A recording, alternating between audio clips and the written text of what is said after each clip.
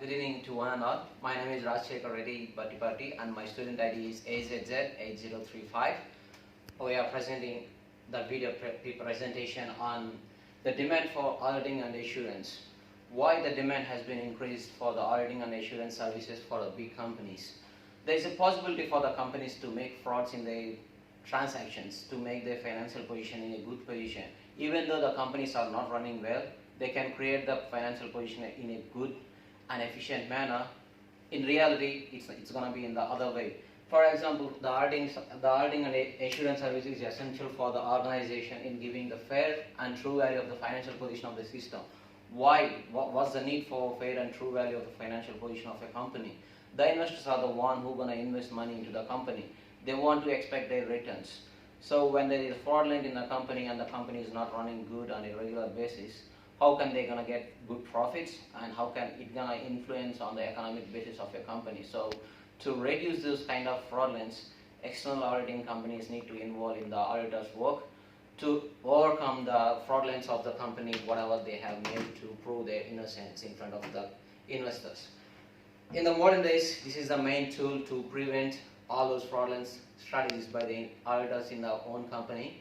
So they are trying to prefer outside auditing companies rather than the insiders. With the increase of complexities in the reporting system, the auditors are the best and the smart ways. They will try to find the smart ways to implement in a complex manner. They will try to reduce the liabilities and they increase the whatever the cash receivables. They can show the financial position in a good system, but truly it's not the way. It's the other way. To reduce that kind of complexity, we just need to demand for auditing and assurance services has been increased. The assurance services that will take the responsibility only in the interest of the investors, not in the interest of the company. They have to show they can't blame they can't do anything dodgy with the investors. So investors are the main concern for the auditing services. They are the one who go for the outside auditing services, and with the demand for bringing more transparency into the transactions, whatever the transaction the company is making, they need to figure this out. To figure this out, they need to go cross-check with each and everything. When it comes to the auditors within the company, they won't do cross-checks and all that stuff because they are the company is the one who is paying the money for the auditors, internal auditors. So external auditors are the one who can trace out the fraudulence in the modern era of more and more complexity of transactions.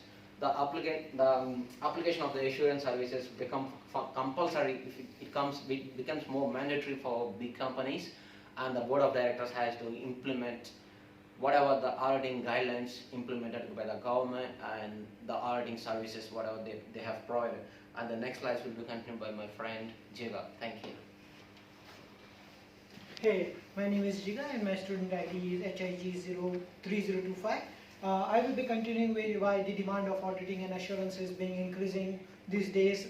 So the company should give the entire details of the financial statement and disclose each and every transaction made in the financial statement. This is necessary because the investors should know what are the company's strategies for going forward and what are their earnings in the future. The assurance service also forces the companies to disclose and the different sources of utilization of resources to the investors. The stakeholders should know where the company's resources are being utilized, where their monies are being invested, how are they going to planning their future ahead, and everything. The demand of assurance has also increased given more emphasis on protection of interests of the customers and stakeholders as well. The assurance guidelines has disclosed such a way that it should avoid the conflict of interest between the stakeholders and the organization. So the purpose of this assurance is to minimize the avoidance of conflict of interest between the stakeholders and investors. The further slides will be explained by Kishan. Thank you very much. I'll be continuing our presentation here onwards. I'm Kishan Herat. My student ID is TGO3029. In the assurance service. The assurance service uses three main theories for the interest of investors. First one is agency theory. That means it explains that a relationship between the principals and the agents.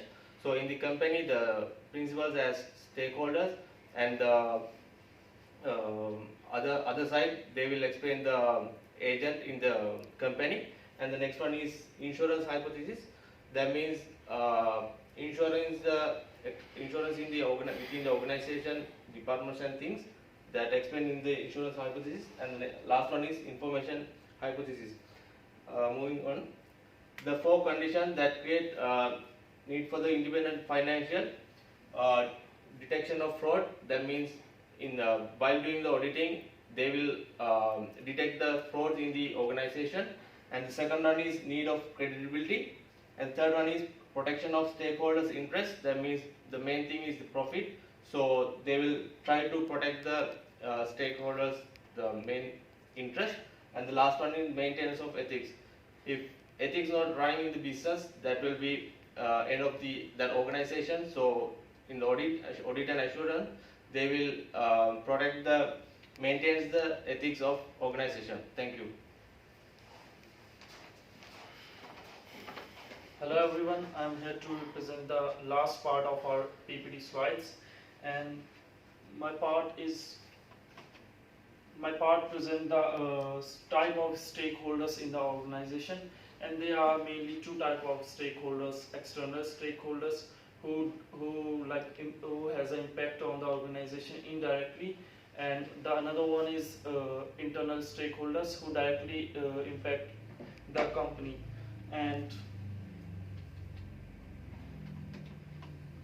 And like the internal stakeholders includes managers, board of directors, and employee of the company who works for the company, who took part in day-to-day activities and business decision of the organization.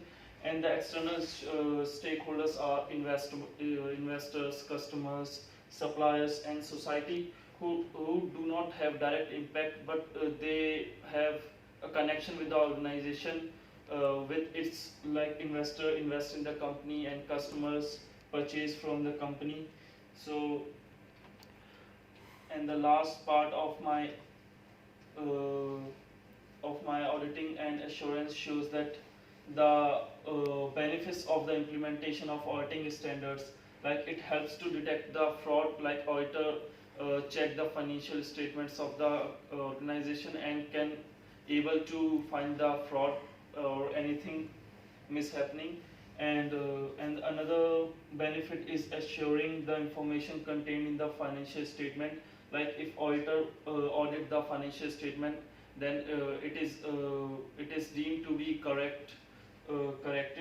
And the last thing is that it increases the reputation of the organization and ensure that the company provide true and fair view of the organization. Thank you.